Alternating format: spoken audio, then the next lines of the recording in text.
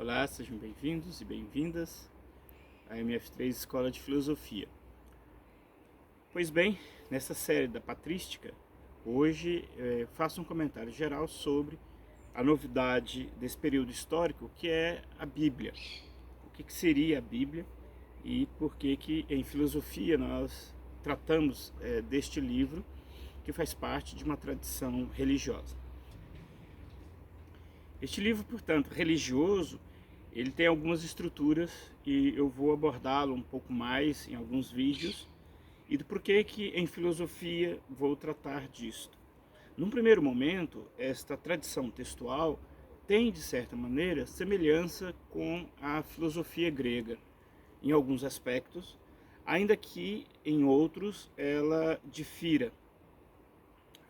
Uma dessas questões principais, antes de falar um pouco dessa estrutura desse livro, nós temos uma ideia na cultura grega, filosófica, de que o intelecto, digamos assim, é que vai atrás das coisas que ele conhece e é assim que ele conhece. Do outro lado, na tradição bíblica, nós temos uma tradição de revelação. É como se fosse um movimento contrário. O conhecimento vem de fora e se revela ao indivíduo. Essas duas tradições, portanto, têm inicialmente essas duas diferenças, ainda que quando examinarmos em detalhe perceberemos outras. Falando agora dessa tradição testamentária, como nós dizemos, da Bíblia. Bíblia, biblos, em grego, quer dizer livros. Portanto, este livro que nós conhecemos, que tem um formato de um livro em nossos dias, na verdade é composto por vários livros. E tem uma divisão básica entre um testamento que se chamaria de Primeiro Testamento, porque na sequência viria um Segundo Testamento. Alguns escutam, e não é um modo apropriado, chamar este primeiro de Velho e de Novo Testamento.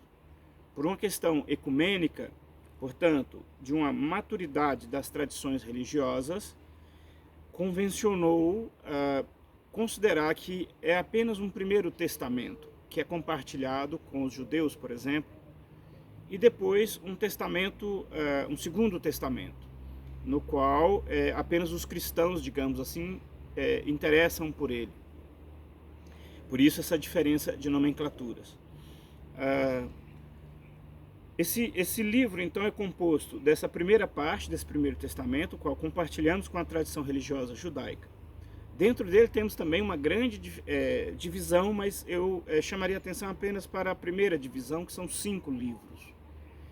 E aí o conceito que nós temos de livros em nossos dias é um pouco reformulado, porque nós concebemos o livro encadernado individualmente, que nós podemos andar com ele, e não necessariamente livros dentro de livros.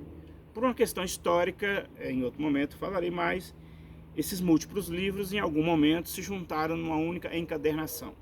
Lembrando que esse modelo de livro que nós conhecemos, ele é recente. Nós tínhamos antes o papel em formato de rolo, e aí é uma outra história. Conceitualmente, quer queira, quer não, a filosofia, portanto, no século I, se aproximou muito filosofia e este pensamento que surge na região onde hoje é a Palestina. Esse conhecimento, portanto, sobretudo o Segundo Testamento, ele foi gestado, de certa maneira, num contexto de cultura helênica.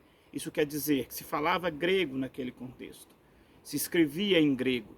Portanto, o Evangelho, que é um dos livros que começa, no princípio era o Logos, e o Logos se fez carne, algo mais ou menos assim, reflete, por exemplo, a tentativa deste autor, do quarto Evangelho, como é chamado, de se aproximar de uma questão muito relevante na cultura grega, que era a ideia de logos, a ideia de palavra ou de pensamento, e este evangelista então traduz que Deus seria este logos, e este pensamento inicial, e que num dado momento ele se transformou em realidade.